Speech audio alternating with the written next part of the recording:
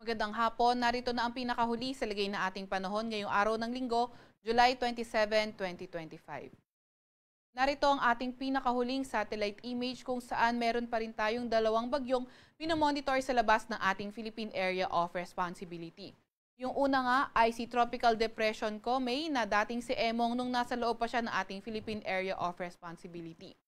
Kanina nga alas 3 ng hapon, huli itong namataan na nasa layong 1,020 kilometers northeast ng extreme northern Luzon. Ito ay nagtataglay ng lakas na hangin na 55 kilometers per hour malapit sa sentro at bugso na abot sa 70 kilometers per hour. Kumikilo sa direksyong silangan sa bilis na 25 kilometers per hour. Etong si Bagyong Comey naman ay mababa ang tsansa na pumasok muli sa ating Philippine Area of Responsibility. So, maliban nga sa bagyong iyan na minomonitor natin, meron pa tayong minomonitor na si Severe Tropical Storm Crosa. Ito nga ay kanina alas 3 ng hapon, nasa layong 2,395 kilometers east ng extreme northern Luzon. Nagtataglay ng lakas na hangin na 110 kilometers per hour malapit sa sentro at bugso na abot sa 135 kilometers per hour. Kumikilos sa direksyong hilaga sa bilis na 15 kilometers per hour. Etong dalawang bagyong ito, wala namang direktang epekto sa kahit na anong parte na ating bansa.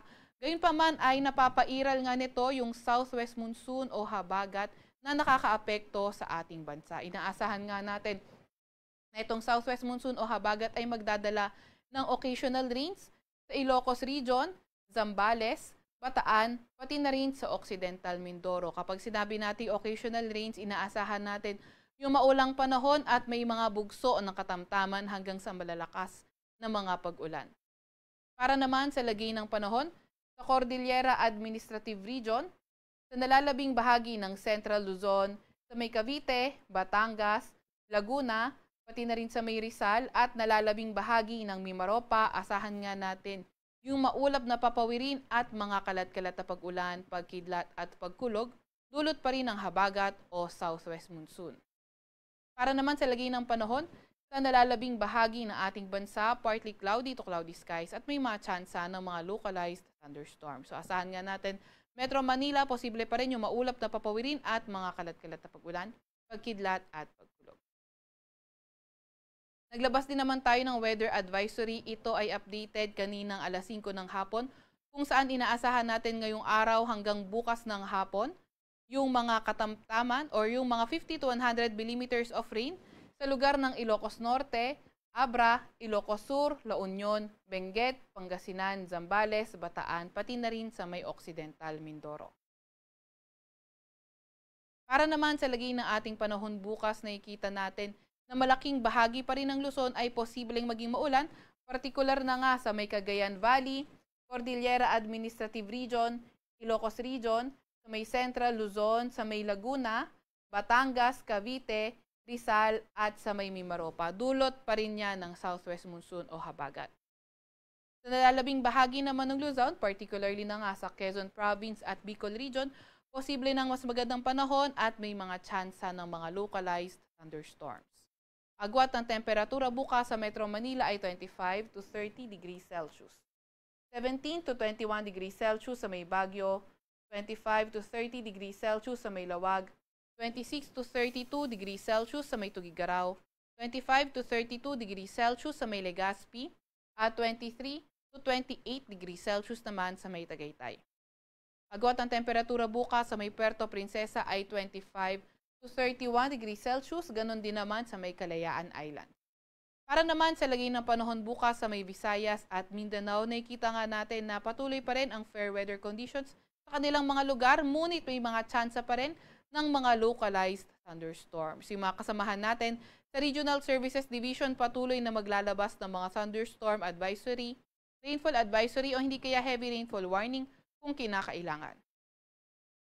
Agwat ng temperatura bukas sa Cebu at Tacloban ay 27 to 33 degrees Celsius.